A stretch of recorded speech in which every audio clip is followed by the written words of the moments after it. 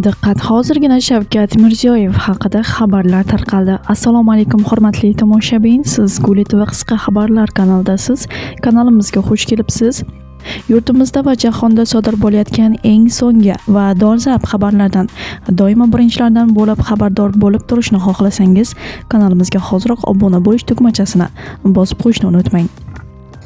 O'zbekiston Respublikasi Prezidenti Shavkat Mirziyoyev 5-oktyabr kuni telefon orqali muloqotda Tojikiston Respublikasi Prezidenti Emomali Rahmonali tavallud kuni bilan samimiy qutladi.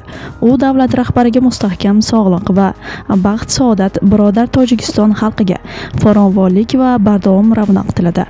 Bu haqida Prezident matbuot xizmati xabar berdi, deyiladi xabarda.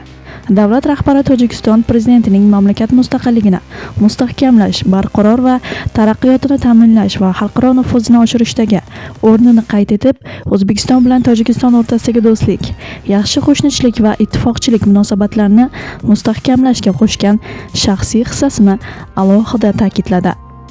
Telefon orqali muloqot davomida oliy darajadagi kelishuvlarni amalga oshirish doirasida ko'p qirrali sheriklikni yanada kengaytirish masalalari ko'rib chiqildi. Savdo, sanoat kooperatsiyasi, transport, energetika, qishloq xo'jaligi, turizm, madaniyat, gumanitar almashinuv kabi ustuvor yo'nalishlarda hamkorlikni yanada rivojlantirish bo'yicha birgalikda ishlar muhokama qilindi, deyiladi xabarda.